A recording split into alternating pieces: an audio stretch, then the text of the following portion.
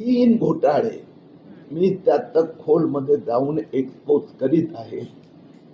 एक जन्म प्रमाणपत्र घोटाळा, दुसरा पब्लिक एम्युनिटीजच्या नावाने बिल्डर आणि महापालिकेच्या इंजिनियरने 5,000 कोटी रुपये खाल्ले तो, आणि तिसरं हे शिक्षण विभाग महापालिकेचं दरवर्षी 150-200 शाळा अनधिकृत घोषित करते, पुढच्या वर्षी दुसऱ्या घोषित करते, तिसऱ्या वर्षी त्याने अधिकृत करण्याच्या भानगडीत पडू नये.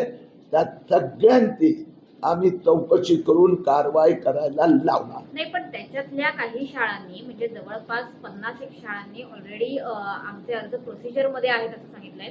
आपल्याच पक्षाच्या शिक्षण विभागाच्या अध्यक्ष सुद्धा आहेत, त्यांचंही हेच म्हणणं आहे की या शाळांना परवानगी दिली जाऊ शकते कारण त्या विद्यार्थ्यांचं नुकसान होत आहे. मी परत सांगतो, फ्रॉड इज फ्रॉड, घोटाळा इज घोटाळा. कुठल्याही विद्यार्थ्यांचं नुकसान होण्याचा प्रश्न नाही, कारण की आदेशात दिलं जातं की त्यांना जवळपासच्या शाळेत शिफ्ट केले जाणार. भारतीय जनता पक्षाचाही कुठल्या कार्यकर्त्यांना बरोबर लक्षात आलं नसेल, आम्ही त्यांना व्यवस्थित समज करून देऊ.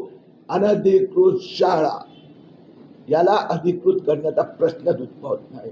मी तुम्हाला त्यात मी सांगितलं, त्याचाही माझा अभ्यास चालू आहे. मी तुम्हाला देतो ना पुढच्या, म्हणजे आता एक तुम्ही उगाच उकसवतात मला. मी एक उदाहरण देतो, एक मिनिट मी एक उदाहरण देतो.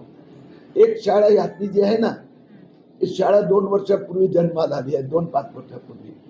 त्यांनी अनेक शाळेचे जे आपल्याला लागतं ना कॅरेक्टर सर्टिफिकेट किंवा दाखले, ते 1988 ते 1992 1994 2007 माझ्याकडे कॉपी आहे.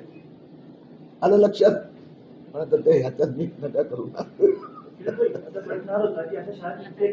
आपण हिंदी में 2 ही आईडी बैठ कर लेगा मैम, आईडी बैठ कर हिंदी में 2 ही है.